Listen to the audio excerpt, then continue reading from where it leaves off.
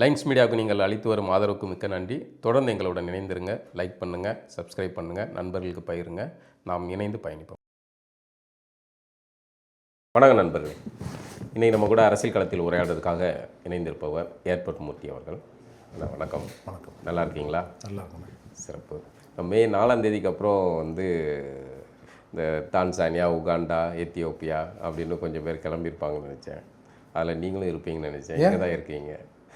ஆட்சி மாற்றங்கள் நடந்திருக்கு, காட்சி மாற்றங்கள் நடந்துக்கிட்டு இருக்கு. நீங்கள் யாரை கடுமையாக விமர்சிக்கிறீர்களோ அவர்களெல்லாம் அதிகார மையத்தில் பதவிகள் பெற்றாங்க.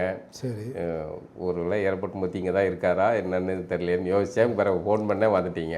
இதை விட கொடுங்கோலன் ஆட்சியிலே இருந்துட்டோம் 5 வருஷம். குண்டாசு அது இதுன்னு எல்லாத்தையும் பார்த்துட்டோம். இதுக்கப்புறம் பார்க்குறதுக்கு என்ன இருக்குது? ஒன்றும் இல்லை. இப்போ என்ன பெரிய மாற்றம் நடந்தது?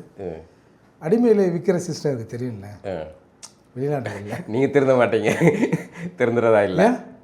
ஆட்சி மாற்றம் நடந்திருக்கு. ஒரு புதிய அதிகம் வந்திருக்காங்க. அவர் நம்ம ஆட்சியை ஒன்றும் சொல்லலையே. ஓ, அடிமை பேசுனா ஆட்சியை பேசுகிறேன். கல்ல அடிமைன்னு ஒரு வார்த்தையை சொல்லிட்டீங்களா? இல்லை, அதாவது நீங்கள் வழக்கமாக யாரும் சொல்லுவீங்க. அதாங்க நீங்கள் கேட்ட கேள்வி அதானே. சரி, திமுக ஆளுங்கட்சி கூட இருந்தாங்க, இவங்களை குண்டாஸ் போட்டாங்க, அதை பண்ணாங்க, இதை பண்ணாங்க, அப்படி நெருக்கடியை கொடுத்தாங்க. திரும்பவும் அவங்க ஆட்சியாளர்கள் கூட இருக்கிறாங்க. இந்த மாதிரி நடக்குமான்னு கேட்டீங்க. அதுக்கு நான் சொல்கிற பதில், வெளிநாடுகளில் அடிமை இருக்கிற பழக்கம் இருக்கு. சரி, ஒரு அடிமையை விற்றாங்கன்னா இன்னொரு இடத்துல போய் அடிமையாக இருக்க போகுது. வேற என்ன நடக்க போகுது? அதெல்லாம் பார்த்துக்க வேண்டியது தான். தமிழ் தாய் வாழ்த்து.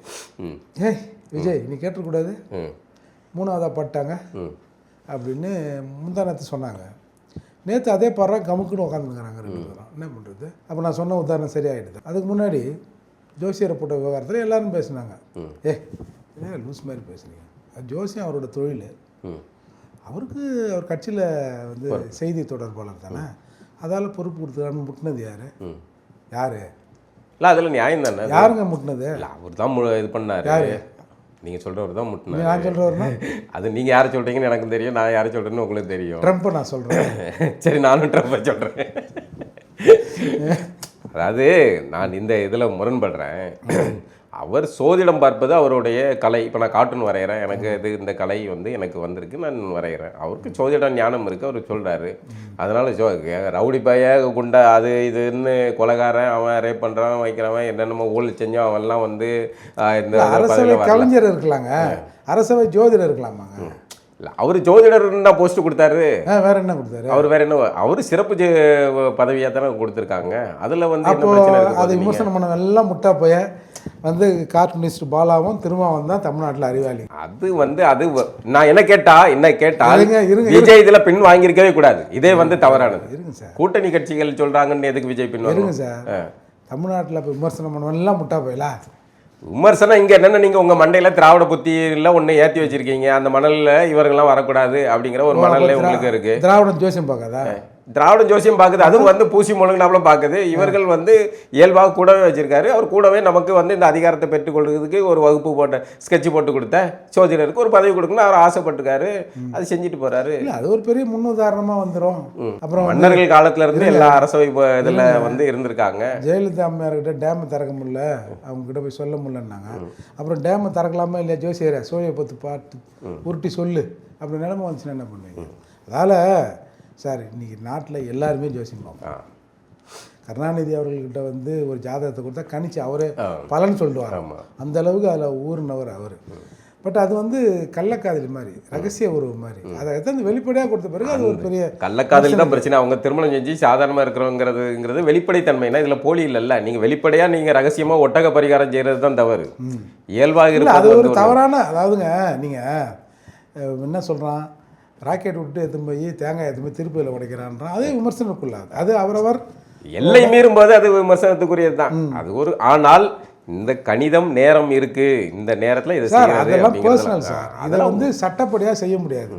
வெளிப்படையாக செஞ்சோம்னா அப்புறம் எல்லாத்துக்கும் இதை தான் நாட வேண்டியிருக்கும்ல. அது ஒரு இல்லை, நான் கேட்குறது என்னன்னா, அவர் வந்து சோதிடர் அப்படின்னு பொறுப்பு கொடுக்கல.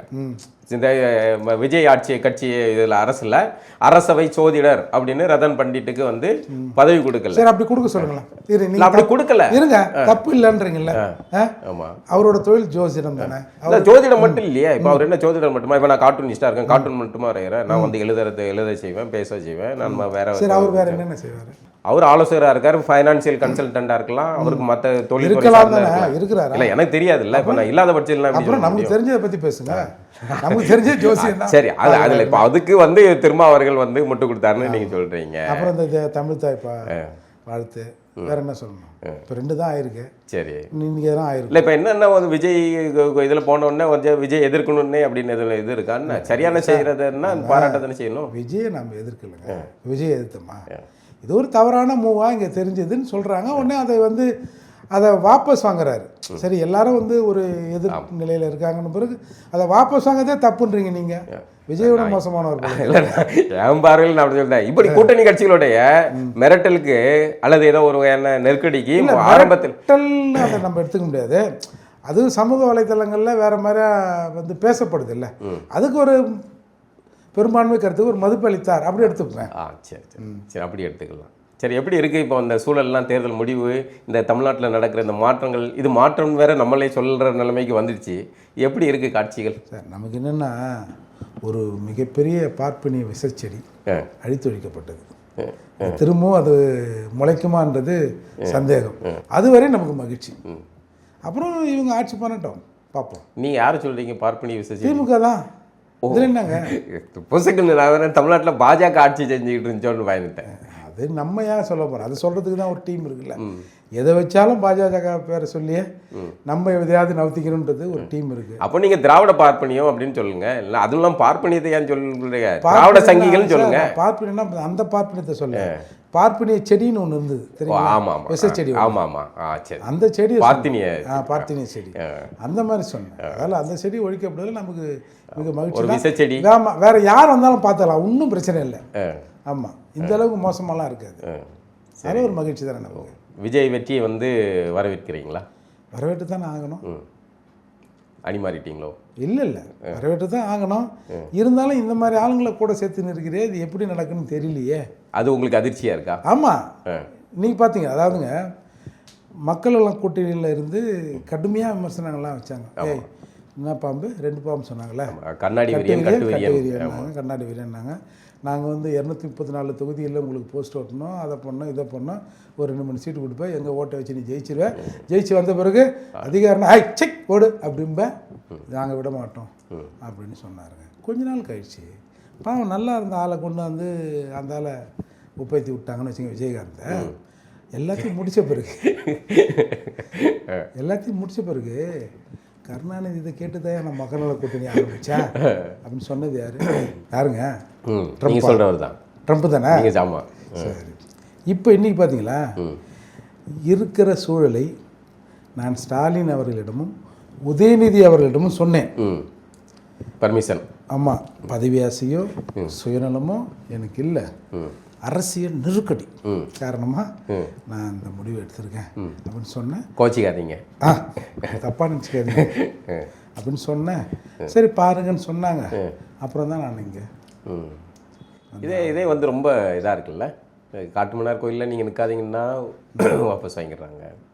இந்த கூட்டணியில் யார், நான் ஒரு தனி கட்சி, நான் இவர்களுக்கு ஆதரவு சந்தர்ப்ப சூழலை பயன்படுத்துறது தானே அரசியல்வாதி. அப்போ இந்த பயன்படுத்தல யார் போய் பர்மிஷன் இல்லை, நீங்கள் பயன்படுத்துங்க சார். பதவியாக அவன் என்னென்னமோ பண்ணுறான். ஆமாம், நீங்கள் என்ன பண்ணிடுறீங்க? ஒன்றும் பெருசாக ஒன்றும் இல்லை, நீங்கள் பயன்படுத்துங்க. அதை வெளிப்படையாக வேறு பெருமையாக சொல்கிறீங்கல்ல, அதுதானே இங்கே சிக்கல். நீங்கள் முதல்ல வெளியிலேருந்து ஆதரவு நீங்கள், அப்புறம் நாங்கள் இவங்களுக்கு ஆதரவு தானே, ஆனால் இங்கே தான் இருக்கிறோம், இவங்க கூட தான் இருப்போம், மக்கள் பிரச்சனைனா டக்குன்னு இங்கே வந்துடுவோம். நீங்கள் அதாவது உச்சநீதிமன்றத்தில் விவாகரத்து வாங்கிட்டோம், ஆனாலும் ஃபிசிக்கல் உறவு தொடர்கிறதுன்றது எப்படி சரியாக இருக்கும்? அப்போது நீங்கள் அங்கேயும் லாயல்ட்டியாக இருக்க மாட்டீங்களா சார்? நீங்கள் எடுத்தவங்க ஒருத்தன்னு ஒரு விஷயத்தை செய்ய முடியாதுல்ல, 4 விஷயத்தை யோசிக்கணும்ல. இப்போ உங்களை மாதிரி தானே வந்து ஐஎம்எல்லாம் வந்து ஆதரவு கொடுத்துருக்காங்க, அவன் ஏதாவது பேசினுக்கிறானா? ஏன் அங்கே யாரும் பேசுறதுக்கு ஆள் இல்லை, இங்கே மைக்க நீட்டுறீங்க, ஒரு நெருக்கடி கொடுக்குறீங்க. இங்கே இந்த விஷயத்துக்குள்ளே வர்றதே இல்லை, நீங்கள் அதிகமாக ரொம்ப விசுவாசமாக இருந்துட்டீங்க.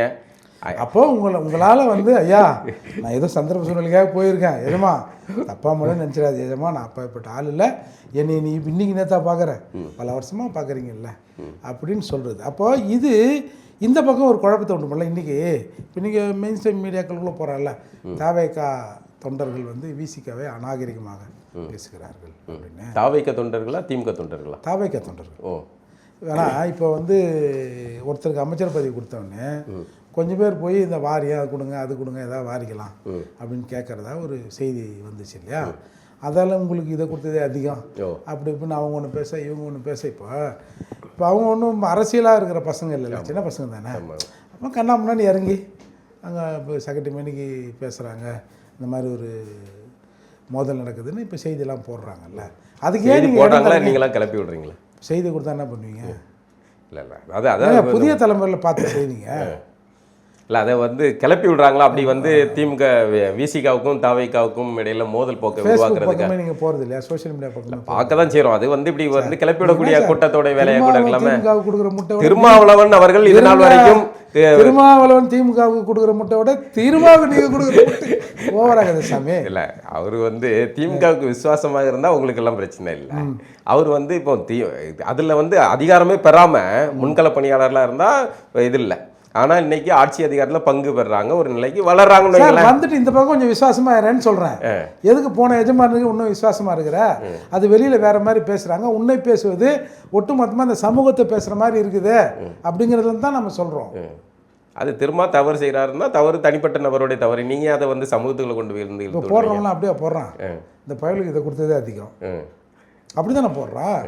அதில் தானே சிக்கலை. இல்லை, நான் பார்த்த வரைக்கும் எல்லாம் வந்து விசிகாவே திமுக தொண்டர்கள் தான் ஒரே ஆராசம் முத கொண்டு அதை அவங்க தான் கழுவி ஊற்றிக்கிட்டு இருக்காங்க. இந்த பொறுப்பு வாங்கினதுலேருந்து, ஓ பொறுப்பு கேட்டதில் இந்த செய்தி வந்ததுலேருந்து அந்த மாதிரி பேசுகிறாங்கன்னு சொல்கிறேன்.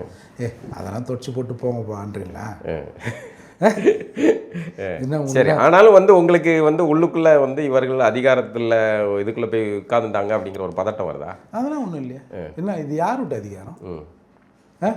இரவல் இல்லை, நாற்காலியில் அதிகாரத்தில் கூட்டணி ஆட்சியில் அதிகாரத்தில் இல்லாதப்போவே வந்து உங்கள் மீது இந்த நடவடிக்கை எடுக்க முடிந்தவர்களுக்கு இப்போ அதிகாரத்தில் நாங்கள் செல்வாக்கு எடுக்கலாம் கூட கொஞ்சம் சொல்லுவீங்க போல இருக்கு. போட்டு விடுறதா? அதெல்லாம் பார்த்துக்கலாம் சார், எல்லாத்துக்கும் தயாராக தான் இருக்கீங்க. வேற என்ன இது நம்ம பார்க்காதா இல்லை நமக்கு புதுசா?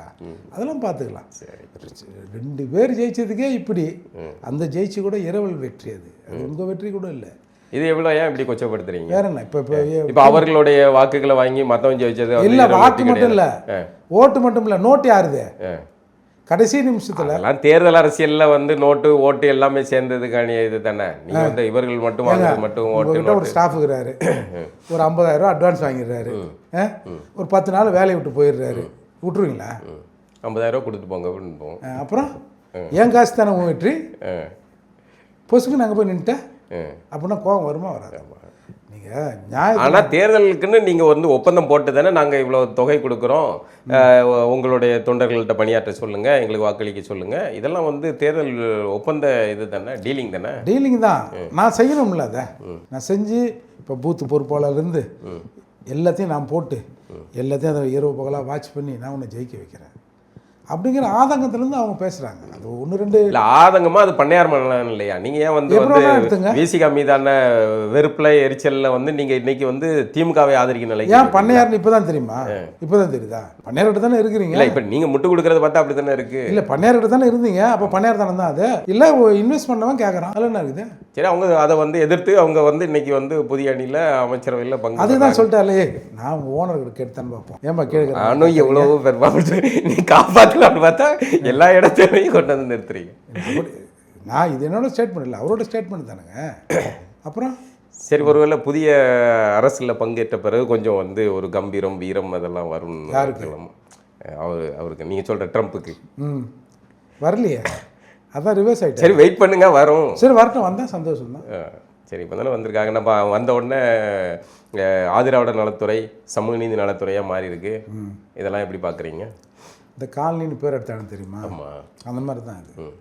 ஏன் எது செஞ்சாலும் குறை இல்லை சொல்லுவீங்களா? செயல்பாடுகள் வரட்டும் சார், வரட்டும். நான் கூட ஒரு ரெக்வஸ்டேஷன் கொடுத்துருக்கேன்.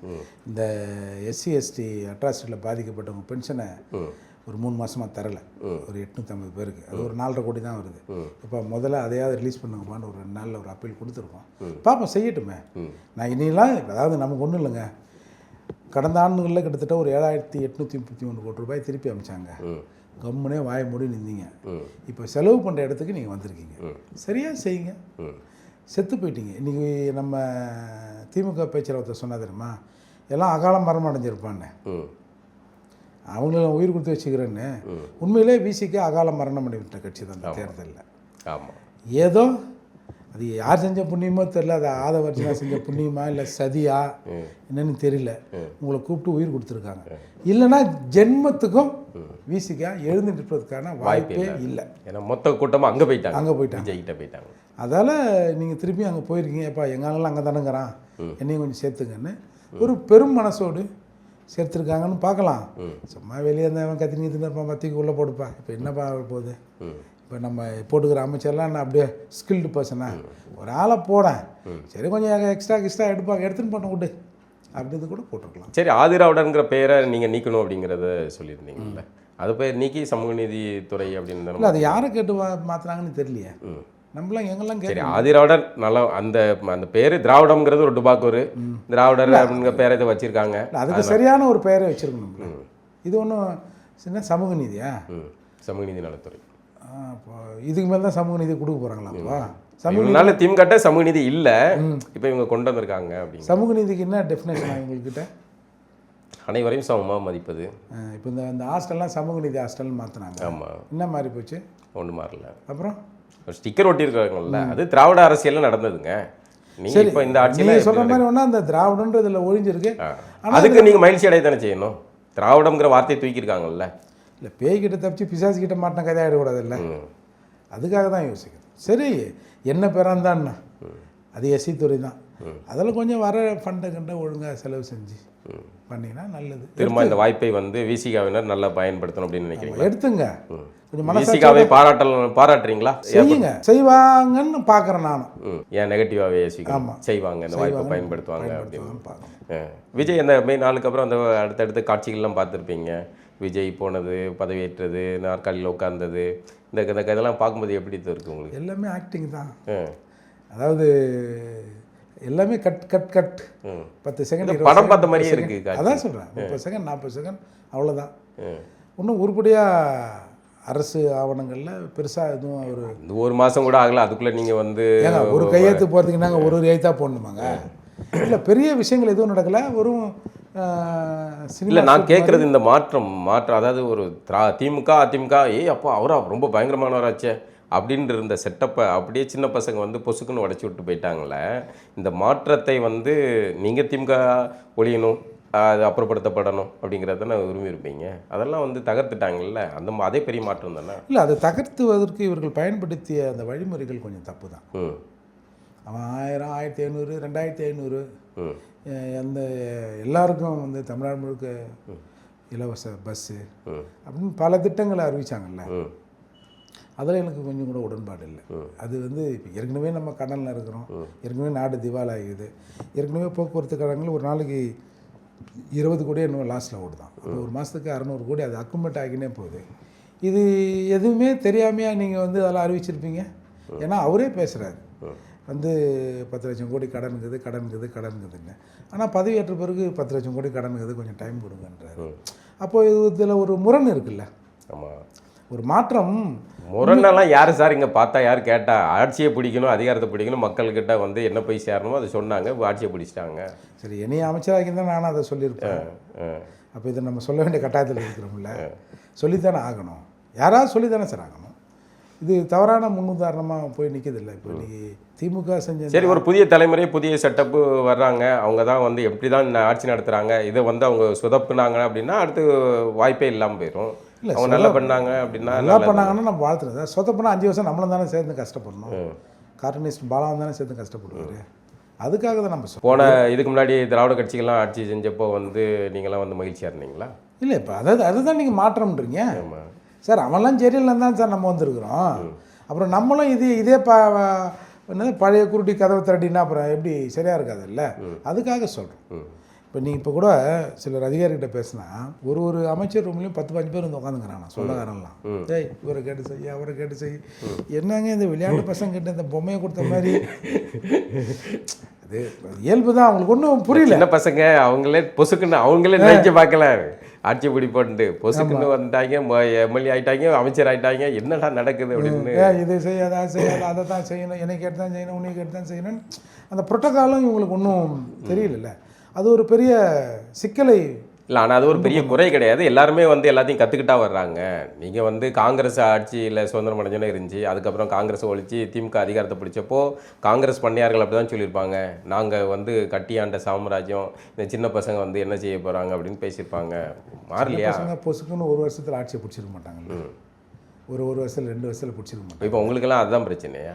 இவங்க நீங்கள் என்னங்க இப்போ விஜய் வந்து அவர்கள் ஆட்சி பண்ணதை நாங்கள் நேர் எதிராகிற மாதிரியும் இது நம்மளையும் சேர்த்து பாதிக்கக்கூடிய பிரச்சனைன்றதாக தான் நம்ம சொல்கிறோம். அப்போ இதையெல்லாம் நெறிப்படுத்தணும், அது அவரோட கவனத்துக்கு. இதே நீங்கள் வந்து ஆதரவு கொடுத்த எடப்பாடியும் கூட தான் வந்து இப்போ 2000ன்னாரு, அவங்க 1000, நாங்கள் 2000, அவரும் நாங்கள் 3000 அப்படின்ட்டாரு. அவ்வளோதான் இருந்துச்சு. என்னமோ அவர்கள் எடப்பாடி வந்து இலவசங்களே கொடுக்காத மாதிரியும் எதுவும் 10,000 கொடுக்கணுன்னாப்புல. இல்லை விஜய் விட அவங்க 2 பேரும் மேல் யாரா சொல்கிறோமா? அப்படி சொல்லல. இல்லை அப்போ நீங்கள் அதை ஆதரிச்சிங்களா? நீங்கள் முழுமையாக எதிர்க்கக்கூடியவர், இந்த விஷயத்தை எதிர்க்கக்கூடியவர் நினைச்சோம் திமுகவுக்கு மாற்று அப்படின்னா இந்த பக்கம் தான் மாற்று வரும் தான் எல்லாரும் நினைச்சோம். இல்லை எடப்பாடியாரை சத்தியம் பண்ணி சிஎம் ஆக்கிறோம் நினைச்சோம். இவங்களை வீட்டுக்கு அனுப்பும்பா முதல்ல, இவனுக்கிட்ட நம்ம நாடு தப்பிக்கணும், நம்ம தப்பிக்கணுன்றதுக்காக தானே அந்த முடிவு. அதையே பிடிச்சி தொங்குறீங்க. சரி, அந்த முடிவு தான் திமுக தீய சக்தி, திமுக முடிச்சிட்டாங்க, அனுப்பிட்டாங்க. எடப்பாடி கூட தீய சக்தி திமுகன்னு சொன்னது கிடையாது. ஆனால் விஜய் சொல்லி பட்டி தொட்டி எங்கும் பரப்பி அடுத்த தலைமுறைகிட்ட கொண்டு போய் சேர்த்தாப்புல. தீய சக்தி திமுக, இனிமேல் திமுக ஆட்சிக்கு வர முடியாத மாதிரியான ஒரு சூழல் எண்ணத்தை வச்சுட்டாங்கல்ல. ஆனால் அந்த சிஏ சக்தியோட ஓட்டுகள் தானே இப்போ சேர்ந்து இந்த நல்ல சக்தி, அதெல்லாம் வந்து அதிகாரத்தை பிடிக்கிறதுக்கு எதிர்த்தரப்புலேருந்து யாரைனாலும் பயன்படுத்திக்கலாம் அப்படிங்கிற மனநிலை அவர்களுக்கு. நீங்கள் புனிதர்களே தான் நாங்கள் வந்து ஆதரவு சார் எல்லாருமே செஞ்சாங்க, அதானே எல்லாருமே செஞ்சாங்க. சூழல், இந்த சூழல் இவர்களுடைய ஆதரவு தேவைப்படுது, அதனால பயன்படுத்திக்கிட்டாங்க. இப்போ அதிமுகவிலேருந்து ஒரு அணி பிரிஞ்சு வந்திருக்கு, அதிமுகவே சொல்லி முடிச்சிட்டாங்க. இப்போ இதில் வந்து பாஜக தான் வந்து குமுதா ஹாப்பி என்னாச்சுங்க. இவ்வளோ நேரம் பாஜக வரலையேன்னு பார்த்தேன். இப்போ பாஜக தான் வந்து இதில் ஹாப்பியாக இருக்கா? ஏன்னா அந்த 108 ஃபிக்ஸ் பண்ணதே பாஜக தான் அப்படின்னு வேற பேசுனுங்கிறாங்கல்ல. அது என்ன கணக்கு? 108 ஏதோ ஒரு 108 விளக்கு ஏற்றுறது, 1008 விளக்கு ஏற்றிட்டு 108 படி ஏறுறது, அந்த மாதிரி ஏதோ ஒரு கணக்கு இருக்கு. அதான் எதுவும் எங்கேயோ உட்காந்து மிஷினை ஆப்ரேட் பண்ணி அப்படியே நிப்பாட்டாங்களாமே. நிப்பாட்டி அதிமுக கரண்ட் போயிட்டு அந்த டைமில் இல்லை 108 வரும்போது சாஃப்ட்வேரில் ஏதோ பண்ணிட்டாங்களாம். எல்லாரும் சொல்கிறாங்களே சார் இன்றைக்கி, எங்களுக்கு அதில் சந்தேகங்கள் இவிஎம் மிஷினில் தான் ஏதோ பிரச்சனை இருக்குது, இப்படி இதை பண்ணி. அது யார் திமுக காரங்க பேசுகிறாங்களா, யார் சொல்கிறோம்? இல்லை இந்த இப்போ உங்களை மாதிரி பத்திரிகையாளர்னு சொல்கிறவங்க, முற்போக்காளர்கள்லாம் பேசுகிறாங்கல்ல. இல்லை அதுக்கு வாய்ப்பு இருக்குது அப்படிங்கிற இதுவும் இருக்குது. ஏன்னா வந்து அப்படியா இல்லைன்னு சொல்ல முடியாது. ஏன் எப்படி சொல்கிறீங்க? இல்லை இதுக்கு எல்லாத்துக்கும் சாத்தியம் இருக்குது. இப்போ நம்ம 2 பேர் பேசிக்கிட்டு கூட யாரோ ஒருத்தங்க வந்து கேட்டுக்கிட்டாங்க, ஏர்போர்ட் பற்றி இன்னைக்கு பாலாகிட்ட என்ன பேட்டி கொடுத்துருக்காரு அப்படின்னு. சரிங்க, அப்படி குறுக்கு நெடுக்கையும் கட்சியை ஓட விடுறவங்க இது பிஜேபிக்கு ஒரு 4 போட்டு நீங்கள் அப்படி செய்ய முடியாதுல்ல. உங்களுக்கு ஒரு பொய் சொல்கிறோம்னா அதில் கொஞ்சம் உண்மை கலந்துருக்கும்ல. ஏன் 4 இப்போ இந்த 108 விஜய்க்கு கொடுத்ததுக்கு இந்த 108 பிஜேபி கொடுத்தா சிரிச்சிட மாட்டீங்க. நீங்கள் 4 கொடுத்தா சந்தேகம் வருமா? ஏற்கனவே 4 இருந்தாங்கல்ல. உங்களுக்கு இந்த செட்டப்பை மாற்றி தமிழ்நாட்டில் இன்னைக்கு வந்து திராவிடம் அரசியல் முடிஞ்சு, சமூக நீதி அரசியல் முடிஞ்சு, தமிழ் தேசிய அரசியல் முடிஞ்சு அப்படின்னு எல்லாத்தையும் வந்து முடிச்சு விட்டுட்டு ஒரு புதிய இதை கொண்டு வராங்கல்ல. முடிச்சுட்டு வேற யார் வரணும்? அவர்களுக்கு இந்த மாதிரியான நடிகர்கள் பாருங்க, ரஷ்யா, உக்ரைனு அங்கேயும் ஒரு நடிகர் தான் இறக்கி விட்டுருக்காங்க. இந்த மாதிரியான ஆள்களை இறக்குறது கூட ஒரு சர்வதேச அரசியலாக கூட இருக்கும். அப்போ பிஜேபி வந்து தமிழ்நாட்டை கழிச்சிருவாங்களா? எது இதோட நம்ம தமிழ்நாட்டுக்கு வேண்டாம், நம்ம விஜய் இருக்காரு போதும் அப்படின்னு விட்டுருவாங்களா? இல்லை அப்படிலாம் இல்லை. முதல்ல உங்களுக்கு இப்போ இந்த இவிஎம் மிஷினை குறை சொல்லி 108 கொண்டாந்து விட்டவங்க, சரி நம்ம ஆளுங்க கூட்டுக்கு நெடுக்க ஓட்டம்பா, ஏன்னா நம்ம கட்சிக்காரங்களுக்கும் ஒரு சரி அதில் கொஞ்சம் பெருந்தன்மையாக நடந்துட்டாங்க. இல்லைங்க, கட்சிக்காரனுக்கு ஒரு தெம்புங்களா, அட இப்போ சொல்கிறாங்களா, அட போப்பா சும்மாப்பா வேஸ்ட்டுப்பா ஒன்றும் பருப்பு வேவாதுப்பா அப்படின்னு சொல்கிறாங்க. இதெல்லாம் வந்து கான்ஸ்பெரி இதில் சொல்லக்கூடியது, உறுதியாக தெரியாது சார். நீங்கள் சொல்கிறத நான் நம்புவது, நான் சொல்கிறத நீங்கள் நம்பக்கூடாதா? ஏன் அது ஒரு 3-4 ஜெயிச்சாருன்னா நீங்கள் ஒரு 10 ஜெயிச்சா கூட நீங்கள் சொல்லலாம், 10 பேர் எப்பரா வந்துட்டான் நமக்கு தெரியாமல் அப்படின்னு சொல்லலாம். ஒரு 4 பேர் ஜெயிச்சிருக்காங்க. ஆமாம், போன தடவை 4 ஜெயிச்சாங்க, இந்த தடவை 4 ஜெயிச்சாங்க. அப்போ இவிஎம் இது இல்லாமல் அவர் சுதந்திரமாக ஜெயிச்சிட்டார் அப்படின்னு. அந்த அளவுக்கு நம்ம ஊரில் தற்கொலைகள் நிறைய பேர் இருக்காங்கன்னு அர்த்தம். அது மிஷினை விட மக்களுடைய மனநிலை மொத்தத்தையும் நீங்கள் தற்கொலைன்னு எப்படி சொல்லுவீங்க? மக்கள் வந்து மாறணும், திமுக அதிமுக வேணாம் அப்படின்னு ஒரு மனநிலை வந்திருக்கு. அது எல்லாத்தையுமே நீங்கள் வந்து அணில்களோ அல்லது தற்கொலைகள் இல்லை, அதாவது இவங்களையும் கம்பேர் பண்ணி அப்பா இவன் வேஸ்ட்டுப்பா இது ஓகேப்பா அப்படின்னு அந்த பகுத்தாய்ந்து அது பண்ணியிருந்தாங்கன்னா பிரச்சனை இல்லை சார். ஒன்றுமே தெரியாமல் இப்போ பண்ணி விட்டாங்க. ஒன்றுமே தெரியாமல் இப்பயும் முட்டு கொடுக்குறாங்க. அவன் கலெக்டர் ஆஃபீஸுக்கு போகிறேன், நாங்கள் வாட்ச் பண்ணுறோம். ஹாஸ்பிட்டலுக்கு போகிறாங்க, 2 ஊசி எடுத்து நான் போடுறேன்னு சொல்லாம. சரி, ஒரு புது பிள்ளைங்க கொஞ்சம் ஆர்வக்கோளாறு அப்படி இப்படின்னு தான் இருப்பா. அதுதான் இப்போ இந்த ஏதோ ராஜா குடத்தை வச்சு பால் ஊற்றுனாராம், எல்லாம் ஒன்று தண்ணி ஊற்றுனா நம்ம ஒரு ஆள் ஊற்ற போகிறோம் என்ன ஆக போகுதுன்னு அது மாதிரி எல்லாரும் போட்டு விட்டாங்க. சரி, நம்ம அந்த மாற்றத்தை வரவேற்று தான் ஆகணும். இதில் ஒன்றும் வந்துடுச்சு, அதிகாரத்தில் உட்காந்துட்டாங்க. 5 ஆண்டுகள் அவங்க எப்படி ஆட்சி செய்கிறாங்க அப்படிங்கிறத பார்த்தா என்ன பண்ணுறது, தலையெழுத்து தானே ஆகணும். சரி, இப்போ இவர்களுடைய ஆட்சி மாற்றம், விசிகாவினருடைய ஆதரவு, அதில் இந்த ஆட்சி நடக்கிறது, இதெல்லாம் வந்து திமுகவினருக்கு கடுமையான எரிச்சலை கொடுக்குது. அதில் வந்து ஆராசா மாதிரியான ஆள்கள் வந்து உச்சமாக வார்த்தை பிரயோகங்களை பயன்படுத்துகிறாங்க. இது வந்து எப்படி எடுத்துக்கிடுறது? இல்லை, இதை ஒன்றும் பெருசாக எடுத்துக்குவாங்க.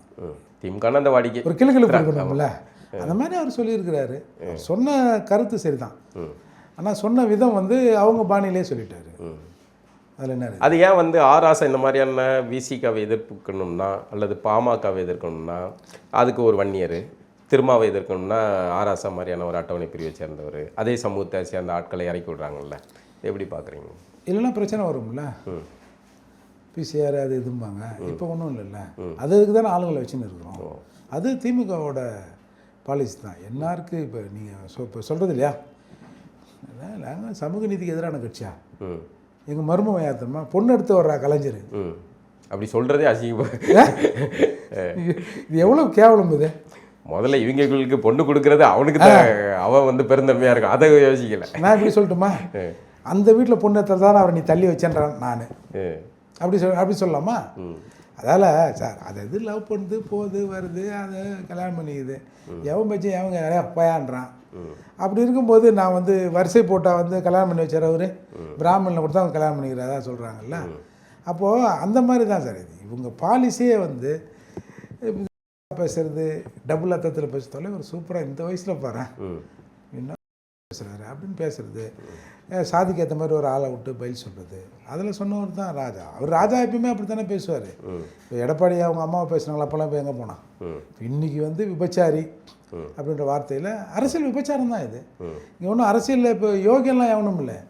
விபச்சாரியாக இருந்தால் அரசியலில் வந்து பதவிக்கு வரலாம். இப்போ மூர்த்தி அண்ணால பதவிக்கு வர முடியல, வர முடியல, அந்த காம்ப்ரமைஸ் ஆக மாட்டார். அப்போ அடுத்து வரவங்கெல்லாம் அதுதான் அரசியல். அதுக்கு கேட்டால் நம்ம வந்து அரசியல் சாணிக்கத்தனம் அப்படின்னு கூட சொல்லிக்கலாம். அந்த வகையில் ராஜா இன்றைக்கி அவர் இயல்பாக பேசியிருக்கிறாரு. உடனே இவங்க வந்து ராஜா ஆஃபீஸை முற்றுகிறது, ராஜா கிட்ட போய் நின்று போகலான்னு தெரியலையா? அதனால் இது சர்வசாதாரணம் தான் திமுகவில். நீங்கள் வந்து இப்போ ஆட்சி மாற்றம், இவர்கள் அதிகார பதவி இருந்திருக்கீங்க, நீங்கள் ஒரு சமூகத்தின் பிரதிநிதியாக ஒரு அமைப்பு நடத்துகிறீங்க, அதுக்காக வந்து திருமாவை அல்லது வன்னியரசையெல்லாம் போய் சந்திப்பீங்களா? அமைச்சர்ன்ற முறையில் போய் பார்க்கணுன்னா பார்க்க வேண்டியது தான். ஒரே மந்தையில் இருந்த 2 ஆடுகள் அப்படின்னு இது பாடம் இல்லை, ஒன்று கருப்பாடு ஒன்று சகப்பாடு ஃபுல்லாக இல்லை. நமக்குமான அமைச்சர் அவர் தானே, நானும் அந்த துறையில் சார்ந்து தானே இருக்கணும்.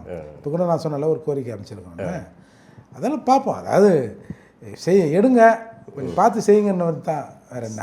சரி, இப்போ இலங்கையை சேர்ந்த எம்பி ஒருத்தர் வந்து இங்கே வர்றாரு, தமிழ்நாட்டு அரசியல்வாதி சீமான் அவர்களே கடுமையாக பேசுகிறாரு, விமர்சிக்க ஆபாசமாக பேசுகிறாரு.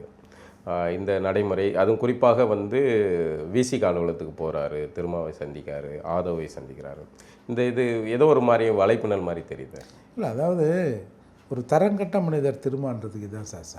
உங்களுக்கும் சீமானுக்கும் 1000 பிரச்சனைகள் இருக்கட்டும், அரசியல் ரீதியாக நீங்கள் எதாவது பேசுங்க, நீங்கள் நல்லா விமர்சனம் பண்ணுங்கள். ஒருத்தர் என் கையில் துப்பாக்கி தான் நான் சுட்டுவேன், பெரிய பிடிக்கும் மயிர் அவர் சுட்டுவான்றான். அவனை கூப்பிட்டு உங்கள் நிகழ்ச்சியில் கலந்துக்குவேன்னா எவ்வளோ கீழ்த்தரமான அரசியல் அதிலிருந்தே தெரியுது. அதாவது அவன் என்ன பேசுனா, அவன் கருப்பா சிகப்பான்னு கூட பார்க்காம திரும்ப கூப்பிட்டு மேடையில் ஏற்றினார்னா அந்த நாய் பொறுக்கி நாயாக தான் இருக்கும், பொய் நாயாக தான் இருக்கும். அப்போது இவன் ஆமக்கரையை பற்றி பேசுகிறாங்க. இவனுக்கு இப்போ சீமான ஆமக்கரை தின்னு தான் பிரச்சனையா? முதல்ல ஆமக்கறி வந்து இலங்கையில் இருக்கா, அது வந்து அங்கே வந்து ஒரு ராஜ உணவு. நிறைய பேர் ஆமையை சாப்பிட்டான்றதுக்காக இப்போ எப்படி இங்கே வந்து ஒரு காலத்தில் மானை சாப்பிட்டு அப்புறம் மானை வந்து தடை போட்டாங்க, அதை மாதிரி 72 76களில் அங்கே ஆமைக்கறிக்கு வந்து தடை போட்டாங்க. அப்போது ஸ்பெஷல் கெஸ்ட் யாருன்னா வராங்கன்னு வச்சுங்க, அவங்களுக்கு மட்டும் அவங்களுக்கு திருட்டுத்தனமாக, அதாவது சட்டத்துக்கு புறம்பா திருட்டுத்தனமாக அதை பிடிச்சின்னு வந்து ராஜ விருந்துன்னு அதை கொடுப்பாங்க. அந்த மாதிரி அதை கொடுத்தாங்க. நீ திங்கலன்னா அதுக்காக வந்து திங்கலன்னு ஆகுமா? திங்கலன்னு ஆகுமா? அதால் அது ஒரு மேட்ரா இப்போது. அப்போது ராஜபக்சேவை போய் பார்த்தவங்க கூட நின்று நீ பேசுகிற, இந்த இன்றைய வரைக்கும் வந்து அந்த போராட்டத்தை, அந்த நெருப்பை இன்னொரு அடுத்த தலைமுறைக்கு கடத்துகிற வேலையை சீமான் செய்கிறார். சீமானால் இலங்கை விடிஞ்சிருமா? விடிய வேணாம். அந்த குரல், அந்த பதிவுகள் அடுத்த சமூகம், அடுத்த தலைமுறை பேசுதில்ல. இன்னை வரைக்கும் அதை தக்க வச்சுருக்காரு. இப்போ சீமான் இதை பேசலைங்க, என்ன இருக்கும்? எந்த மயிராண்டி பேசியிருப்பான்னு சொல்லுங்க. அன்னைக்கு விட்டாங்களே, அடுத்த 1 மாதமோ 2 மாதத்துலேயே அதை மறந்துட்டாங்க சார். மறந்ததை விட உலக நாடுகளெல்லாம் ராஜபக்சேவை போர்க்குற்றவாளியை அறிவிக்க ஒரு நெருக்கடி கொடுத்தான். இங்கேருந்து அம்சாம் பாருங்க, கருணாநிதி ஒரு 11 பேர் அனுப்பிச்சு ராஜபக்சே தமிழர்களை வாழ வைப்பார்னு சொல்ல வச்சாங்கல்ல. இவங்கெல்லாம் பேசுறதுக்கு தகுதி இருக்கா? இது ஒன்றும் இல்லை சார். இது இவங்கெல்லாம் பேசுகிறான்னா தமிழ்நாட்டில் இருக்கிற மக்கள் அவ்வளோ கேவலமான மக்களாக இருக்கும். இல்லைனா இவெல்லாம் வந்து நம்ம ஊரில் வந்து இப்படி பேசிட்டு போவானா? ராஜீவ்காந்தி படுகொலையில் அந்த சிறையிலேருந்து விடுதலை பண்ணுறாங்க சார். சார் ஒரு 10 பேர் நின்று வாயில் கருப்பு துணி கட்டிங்கன்னு இங்கே போராட்டம் பண்ணுறோம். இதே கர்நாடகா சிறையில் இருக்கிற அந்த ஊருக்காரனை விடுதலை பண்ணால் அந்த ஊரில் ஒரு பையன் பேச முடியும். சிலது வந்து இந்த மாடு படுத்துருச்சுன்னா தார்கொலை விட்டு குச்சி பார்ப்பான், அடிச்சு பார்ப்பான், கடைசியில் கொஞ்சம் ஒரு தீக்குச்சி வெளிச்சோம். அது சட்டத்துக்கு புறமாக இருந்தாலும் அது அப்போ தான் எந்திரிக்கும்.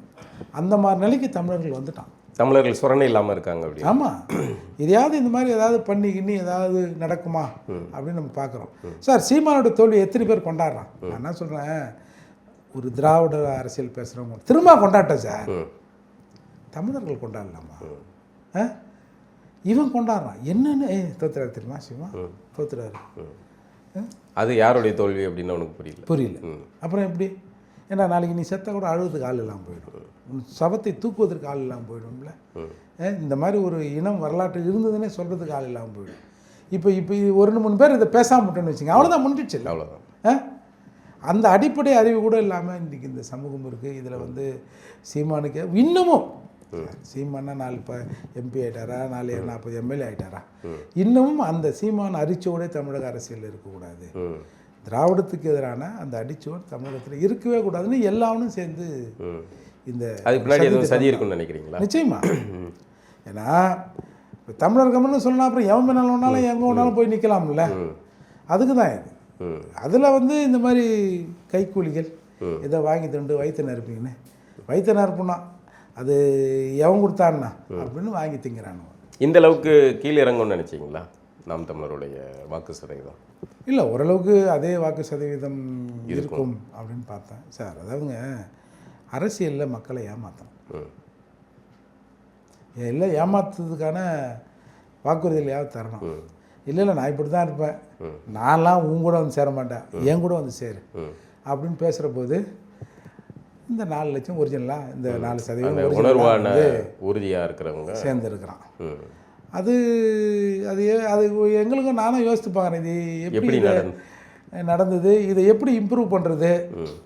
அடுத்தடுத்த தலைமுறை, அதாவது மூர்த்தி என்ன ஒன்று, நமக்கு சில விஷயங்கள் தெரியுதுன்னா நம்மளே சண்டை போட்டு தீர்த்துடணும். நமக்கு அடுத்த தலைமுறை நம்மளோட மொக்கையாக கூட இருப்பான், அதெல்லாம் நம்மளே போட்டு பார்த்துணுன்னுவார். அந்த பயம் உண்மையில் அந்த தீர்க்கதரிசின் அந்த வாய்ஸு இன்றைக்கி நமக்கு வந்து மனசில் ஒரு அச்சத்தை ஏற்படுத்துது. அடுத்த தலைமுறை தமிழ்னு சொன்னால் வாயில் அடிப்பான் போல, எதுக்குடா பிரிவினைவாதம் பேசுகிறேன். இன்றைக்கி கூட ஒரு அமைச்சர் சொல்லார், அது தமிழனே அடிப்பான் போல இருக்கு, வேற ஒருத்தர் அடிச்சா வேற ஒருத்தர் அடிக்க மாட்டான். அதான் அவங்களால தான் ரெடி பண்ணிட்டு அடிக்கிறதுக்கு. இப்போ எப்படி வந்து சீமானுக்கு எதிராக திருமாவளவன் கூட்டுமே அந்த ஆளை பேச வச்சான், அந்த மாதிரி தான். அந்த மாதிரி பல துரோகிகள் இன்றைக்கி வளர்ந்துட்டுருக்கிறான். கூடவே துரோகம் வளருதுன்னு தெரியாமே நம்மளும் அதை ஊக்குவிச்சு நம்மளும் வளர்க்குறாங்க தமிழர்கள். கடந்த ஆட்சியில் வந்து காவல்துறை வந்து உச்ச அராஜக போக்கில் இருந்தாங்க, அதிகாரம் மமதையில் ஆடினாங்க. அதில் பெரிய அளவில் பாதிக்கப்பட்டவர் வந்து சவுக்கு சங்கர். அவர் இப்போ வந்து இந்த ஆட்சி வந்த உடனே, ஆட்சி மாற்றத்துக்கு வந்த பிறகு அவர் மீதான குண்டாஸ்லாம் ரத்து பண்ணியிருக்காங்க. உங்கள் குண்டாஸ் ரத்து பண்ணுறதுக்கு கடுமையாக போராட வேண்டியிருந்தது. நீங்களும் கடந்த ஆட்சியில் வந்து காவல்துறையோடைய அராஜகத்தில் பாதிக்கப்பட்ட ஒருவர். இப்போ இந்த இது குண்டாஸ் ரத்து பண்ணியிருக்கு, சவுக்கு சங்கரை பார்த்தீங்களா? பார்த்தேன். அவர் நமக்கு வெளியிலே பழக்கம். அப்புறம் சிறையில் எல்லாம் ஒன்று மண்ண தான் இருந்தோம். அந்த பழக்கத்தில் நேற்று ரிலீஸ் ஆனார், போய் ரிசீவ் பண்ணி அவர் வந்து ஒரு போனோம். இது வந்து விஜய் அவர்களுக்கு ஒரு நல்ல நன்மதிப்பை இந்த செயல் ஏற்படுத்தியிருக்கு அப்படின்னு தான் நான் பார்க்குறேன். ஏன்னா இப்போ சவுக்கு சங்கர் மீது போடப்பட்ட குண்டாசுங்கிறது போகிற அன்றைக்கி கையெழுத்துப்பட்டு போகிறாரு கமிஷனர். அது மிகப்பெரிய அதிருப்தியை இங்கே தமிழகத்தில் உண்டு பண்ணிச்சு. எல்லாருமே, அதாவது அரசியல் கடந்து ஒரு வீடியோவும் கிட்டத்தட்ட ஒரு 7 லட்சம் பேர் 8 லட்சம் பேர் பார்க்குறான்னு வச்சுங்களேன். ஏன்னா என்னையா பண்ணிட்டான் இருந்தாலும் திரும்பி குண்டாசு போடுறாங்க. ஏன்னா ஃபஸ்ட்டு குண்டாஸ்லேயே சொன்னாங்க நீதிமன்றம் நேத்தானே வந்து குண்டாசை ரத்து பண்ணோம், என்ன திருப்பி வந்துக்கிறீங்க அப்படின்னு. ஐயா திருப்பி 2வது போட்டாங்க ஐயா, என்ன அது ஏட்டையோட மோசமாகுதுன்னு சொல்லிட்டு அப்புறம் நீதிமன்றம் இதுக்கு சரியான விளக்கத்தை தரலன்னா அப்புறம் நாங்களே நடவடிக்கை எடுக்க வேணும்னு அரசு வழக்கறிஞர் சொல்கிறாரு. எங்ககிட்ட அந்த டீட்டெயில் இல்லை சாமி, நான் கேட்டு வந்து சொல்கிறேன் அப்படின்னு அங்கேருந்து ஜெகா வாங்கிட்டு வந்துட்டு உடனே அந்த போர்டில் வந்து ரீஒர்க் ஆகுது. இல்லை அரசாங்கம் விட்ரா வாங்கிச்சின்னு 2வது குண்டாஸில் சொன்னாங்க. அப்போது அப்படி போய் அங்கே கீழே விழுந்து மன்னிப்பு கேட்டு திரும்பவும் ஒரு குண்டாசை போடுறீங்கன்னா அது எவ்வளோ பேர் அராஜகம். அது மட்டும் இல்லாமல் அவங்க அம்மா ஒரு வயதானவங்க, அவங்க வீட்டில் இருக்கிறபோது ஒரு கும்பல் போய் மலத்தை கரைச்சி ஊற்றிட்டு அவன் அங்கே கொண்டாட்டமாக அங்கே உட்காந்துனுங்கிறான். லைவ் வீடியோ போடுறான். இது எப்படி இந்த அரசாங்கம் அலோவ் பண்ணிச்சு சார்? எல்லாத்தையும் மக்கள் பார்த்துக்கிட்டு தானே இருக்காங்க. இந்த அராஜகம் இது எல்லாத்தையும் பார்த்துக்கிட்டு தானே இருக்காங்க. அரசாங்கம் கொலை கூட போடும், அது பண்ணால் கூட ஒரு 2 நாளில் பேசு பொருளாக அப்புறம் முடிஞ்சிடும். அவனுக்கு 4 பேர் முட்டு தாங்குறவன் பாய் அது கொலையே இல்லைடா அப்படிம்மா, 4 பேர் கொலைம்மா, அது ஒரு சர்ச்சையோடு முடிஞ்சிடும் சார். இது கண்ணுக்கு தெரிஞ்சு எந்த அப்ஜெக்ஷனும் இல்லாமல் அந்த செயல், அந்த மலத்தை வந்து நடந்தது. அவங்க அம்மா மரணித்தார்கள். மரணம் அந்த கடைசி திரும்ப குண்டாஸ் போடலன்னா அந்த அம்மா இருந்திருப்பாங்கல்ல. அப்போ அவ்வளவு அராஜகம் பண்ணாங்க. என்ன பேசிட்டாரு? ஏன் விமர்சனத்தை நீங்கள் தாங்கவே மாட்டீங்களா? இப்போ உங்கள் ஆளுங்களை வச்சு மற்றவனை எப்படிலாம் பேசுகிறீங்க? இப்போ எடப்பாடியார் யாராக இருந்தாலும் எப்படி பேசுகிறீங்க? இப்போது அதே மாதிரி வராகி மேலே போட்டாங்க, எம் மேலே போட்டாங்க. அந்த ஒரு வயசான வரதராஜன் ஒரு போலீஸ்கார் சார், அவரெல்லாம் நீங்கள் சிறையில் பார்த்துருந்தீங்கன்னா ரொம்ப ரொம்ப முதுமையானவர். அவரை பிடிச்சி சிறையில் போட்டு அதுக்கு ஒரு கூத்து நடந்தது. என்ன பண்ணுங்கிறாங்க, இந்த யாரோ வக்கீலுங்க ஃபோன் பண்ணி இந்த மாதிரி நான் அவங்க ஆள் பேசுகிறேங்க, ஐயாவோட அந்த பிஐடி நம்பர், மனு போடுறதுக்கு பிஐடி நம்பர் வாங்குவாங்கள்ல, மனு போடணும் அப்படின்னு கேட்டோன்னே இப்போ வீட்டில் இருக்கிறவங்க நினைப்பாங்க யாரோ வக்கீல் மாதிரி பண்ணுறாங்க போல இது அப்படின்னு பிஐடி நம்பரை கொடுத்துட்றாங்க.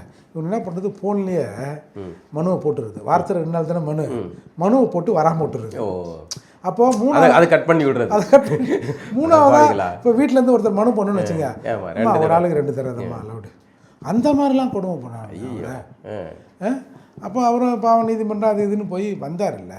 அப்போது சவுக்கு சங்கர் எந்த அப்பீலும் வைக்காமல் இந்த அரசு என்னை விடுவிக்கணும், இல்லை அவங்க தரப்புலேருந்து என்னை விடுவிக்கணும்னு கூட ஒரு அப்பீல் வைக்காமல் இந்த அரசே பார்த்து இது வந்து சரியில்லை, இது சட்டத்துக்கு புறமானது, நியாயத்துக்கும் புறமானதுன்னு விஜய் அவர்கள் முன்முயற்சியில் தான் இது வந்து இருக்குது. அதுக்கு பின்னாடி பல பேர் அந்த கோரிக்கை கூட ஒரு சிலர் வைத்திருக்கலான்னு வச்சிங்களேன். இப்போ வராகி போன்றவர்கள்லாம் இருந்தாங்க. இப்போ அவங்க அதுக்கான ஸ்டெப்பு கூட நகைச்சிருக்கலான்னு வச்சிங்களேன்.